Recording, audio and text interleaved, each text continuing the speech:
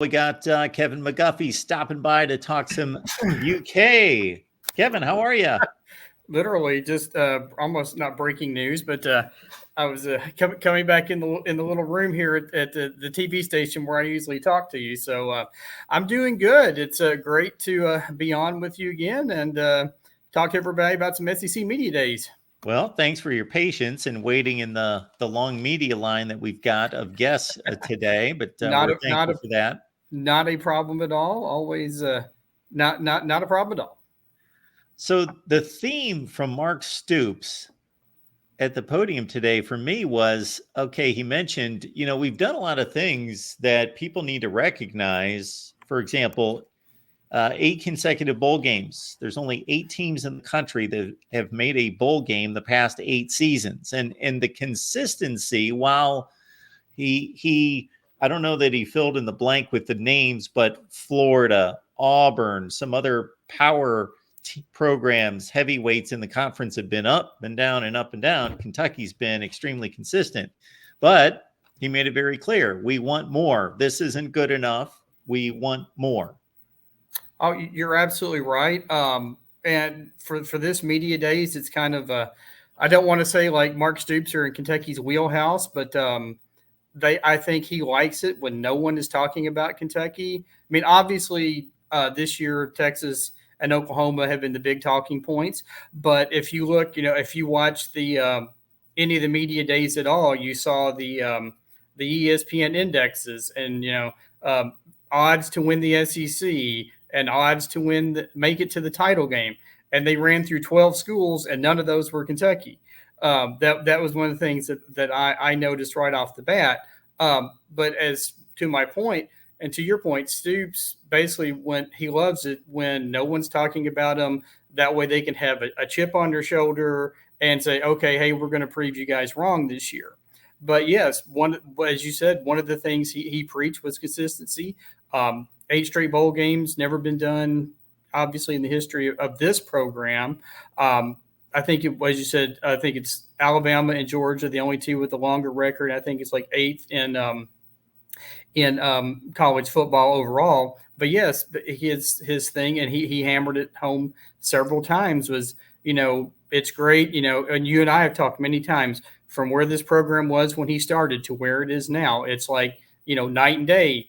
But if they want to get to that next level, winning 7 and 8 games, 5-6 years ago, that was like the most wonderful season ever. But now it's just kind of like, meh,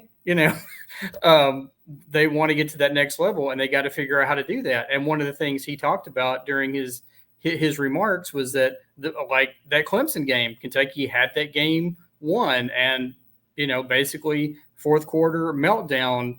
Lost that game. There's been a couple games the last couple of years that Kentucky probably should have won, that they lost due to turnovers, mistakes, whatever. So, but yeah, now that in his 12th year, it's time to try to get to that next level. Kentucky was at this level. Now they're here, and they want to get up. They want to get here now, and that's their job. That's his job now to figure out how they get there. If I'm reading a little bit between the lines, it also sounded like when he talked about what they're going to have to do to break through and be even better and be a top tier team, he said something about the rules changing in college football, and I thought that there was a little NIL type comment there, just to basically say we're prepared, we're working on that, we're in good shape when it comes to NIL. Right. That was one of the things he said was that when he took on the job, he never expected to be having to deal with fundraising, but that was, and obviously that talking about the NIL. So Kentucky's in pretty good shape. They got off to a slow start. Athletics director Mitch Barnhart was a little slow on the draw, so to speak, out of the gate. But now they have the 15 club and several other things. So he feels, he said it. He thinks they're doing really well with the NIL stuff, and I agree with Todd. Stoops has been great for Kentucky. So and they have a lot of the players have gotten sponsorship deals with like a car, some car manufacturers. A couple of them have done things with horse farms here. So it's they but yeah, like I said, that was one thing he talked about was NIL. And as I said, Barnhart is always was really slow and cautious at the beginning, and now I think you're going to see start to see that ramp up even more as we go forward. And as he said, you just about have to be competitive now. You've got to have that NIL money. You've got to have that money pumped in, and to make your program stronger. Kevin McGuffey's here from Last Word on College Football. We're talking Kentucky and Mark Stoops at the podium, the final coach to hit the podium in Dallas this year. And he was asked about Texas A&M, and he was very brief, but I thought one word in there meant a lot. He said, I was pursued aggressively. Right. Yep. You knew. Maybe it was, you don't think they plan these things. Maybe they do, but Stoops just happened to be talking on the same day as Mike Elko from Texas A&M, and they just happened to be in Texas. But yes, you remember after the Louisville game last year, the whole Kentucky intranet and chat, everything blew up with him going that he's taking the Texas A&M job, and then depending on who you ask, whether it was Stoops saying he was pursued, and as you said, he used that word and then turned it down. Now A&M, I think there's A&M folks that say he was either never offered the job or he was offered the job, and then the A&M fans kind of revolted, for lack of a better term, and so the offer was quietly pulled. Depending on which side you're on, you can believe how you want. But yes, he said, I was aggressively pursued for that job. But basically, I'm happy where I am. I want to do big things here at Kentucky. And yeah, then he kind of, was like, okay, move on to the next question. And then, of course, I did another thing. I don't know if you caught, somebody asked me about John Calipari too.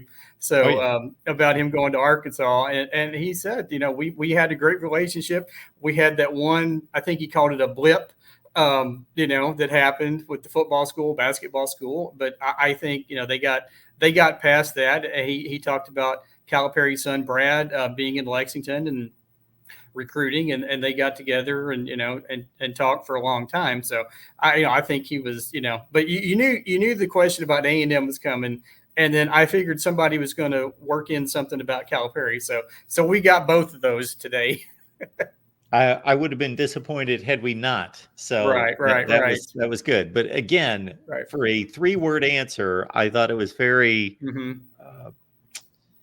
gave a great indicator that he used the term aggressively. Yeah, and of course, I've got the transcript somewhere. I was trying to find exactly what he said. I was taking notes as all this was going on. I was trying to find the actual comment, but if I find it, I'll pop back in on it. But so Kevin and Mark Stoops also stated that it would not be SEC Media Days if he did not have to talk about a new offensive coordinator. Right.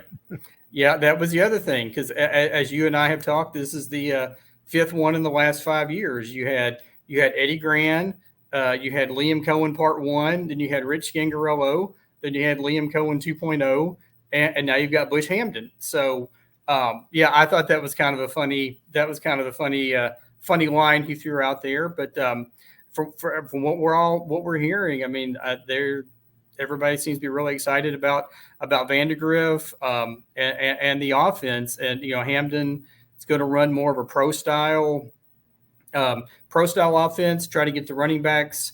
Obviously Kentucky's never going to abandon the run, but they want to get the backs more in catching the ball, and obviously get the tight ends not interested, but more into the game as far as catching the ball. And a comment that he made, that Stoops made, somebody asked about the transfer portal. He said everywhere we've added everywhere except the tight end position, and Kentucky's really solid at tight end. They probably could go 3 or 4 deep right now, and not lose anything from like 1 to 3 or 1 to 4. But yeah, it said that was kind of a funny line about a new offensive coordinator. Now let's hope in 2025 He's not saying we're on our sixth offensive coordinator in the last 6 years. Absolutely. Well, I was just intrigued to listen to him talk because of the Calipari thing, because of the A&M thing, but also because he kept going back to this theme of we're proud of what we've accomplished, but it's not good enough, and we're going to do better, and we want more, and we're gonna. I think it's almost. I don't want to conjecture about anything, but it was almost seemed like he was a little irritated that Kentucky's just put in a certain place, and this is who they are, and this is as good as they're going to be, and they're going to be 8-4 every year, and this is what they do. That he wanted to make a point that we're gunning for the top as well. Right, yeah, and everybody, and as I said, just said at the beginning, the ESPN, the ESPN index, there was 12 of the 16 teams, and Kentucky wasn't listed anywhere, and like I said, in the past, they've used that as a stepping stone or a chip on the shoulder to say, okay, we're going to, as I said earlier, we're going to prove everybody wrong. We're going to, you think we're only going to win because the ESPN thing, if you saw it, just said 6 games. It's predicting to win 6 games, and then you saw the other graphic that said Kentucky has the fourth toughest schedule in football. If you saw, I think the top 5 were all SEC teams. I don't remember who the top 3 were. And I agree, too. I hope the offensive coordinator can pick up the pace. That was one of the biggest problems Kentucky had last year. They were, I think, if not the slowest, they were like in the bottom 3 as far as pace of play last year and number of plays. And if you look at Hamden's resume, he learned – he was at Missouri for 3 years, and we know how fast they like to play. And then he took that to Boise State, where they did the same thing last year. So that's the biggest thing. I think Kentucky averaged like 60 plays a game, maybe on offense, and I believe the top teams was like somewhere up in the 90s. So you're talking that's a pretty big disparity there. So that's another thing with the new offense that we everyone here in the Big Blue Nation is hoping is going to fast pace. We always talk about fast pace with basketball, and especially with the new basketball coach Mark Pope, another Mark, former Wildcat great. They loved his style, basically run. He learned under Rick Pitino, run, press, shoot 3-pointers, play as fast as you can. So Kentucky, I think the Kentucky football fans would love to see that too on that side of the ball. Mark Pope, wasn't he on the team that beat Arizona in the championship game? They beat Utah and they lost to Arizona. In 96, he was on the 96 team that beat Syracuse in the finals. Then the next year they lost to Arizona in the championship game. Yep. And then Pitino left and went to the Boston Celtics. And then Tubby Smith came in and they beat Utah in 98. It's all coming back to me. Yes. Right. Yeah. I was at the Syracuse game. Oh, wow. Cool. I was there at the Meadowlands. I think it's one of the last ones they played in just like a regular, basketball arena, I believe. And then they, we can sell 40, 50,000 seats. But yeah, as you said, I found here's the quote. It said, "Yeah, I was pursued pretty heavily or pretty aggressively by them, and we'll leave it at that out of respect for everybody involved. There's a lot of people over the years, a lot of interactions between people, but it was very brief. I was pursued, and I have a job to do." So, so there you go. All right. And then he went into the next part of that was what you were talking about earlier, that there's only been, this is his 12th year at Kentucky, and he had been given a stat by the SID, Tony Neely, that there's only been 19 sorry, I just saw that comment. There's only been 19 coaches in SEC history that's lasted 12 years or more at the same school. So, pretty good. He's getting in some pretty good water there. And like I said, the consistency is there. But as you said, and as he said, they want to take that next step. When 8 wins, things are going pretty well. When you're getting to the point where 8 wins is like, it's considered an okay season, and you want those 10, won 10 games in 18 and 21, and 3 years in between, maybe 24, maybe it'll happen.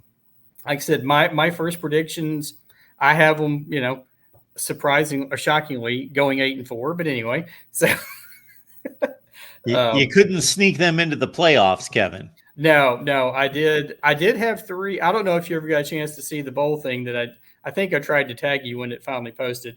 But no, I had Georgia, Alabama, Ole Miss in the playoff in Texas. Had four SEC teams out of the 12, and then had Tennessee Tennessee and Missouri just outside that top 12. So it was kind of dominated by Big Ten and SEC schools, which is kind of what it's kind of what you would expect, honestly, because I think they're going to be far and away the two best conferences this year. So it's just a matter. We'll see how it goes. Yes, we will have a scoop on our hands if that's not the case at the end of the season. If the Big 12 Right. has flooded the college football playoff, right. The Big 12 or the ACC or all of that. Yes. We'll see. But I did just have I had Utah winning. I think it was Utah winning the Pac-12, not the Pac-12, the Big 12, and then Florida State winning the ACC. And I think they were the only two. They were the only teams from those leagues that was in there. And then I had Boise State as my Group of 5 team. So right. And then I had Notre Dame. So okay. So that was my top 12. I don't remember, I can't remember the order. I could look it up, but anyway, I think it was 4 SEC, 4 Big Ten, and then Notre Dame. Yeah. So anyway, that's a whole different discussion for a different time. I'll be working on mine here pretty soon. So yeah. All right, Kevin. Good to see you. Thanks for dropping by. Yes, we sir. always appreciate it. Yes, sir. Thank you for having me on. I appreciate it, and look forward to talking to you again soon. Kevin McGuffey, Last Word on College Football. Check it out. Last Word on College Football. Thanks, Kevin. We'll see you. Thank you, Mark. See you.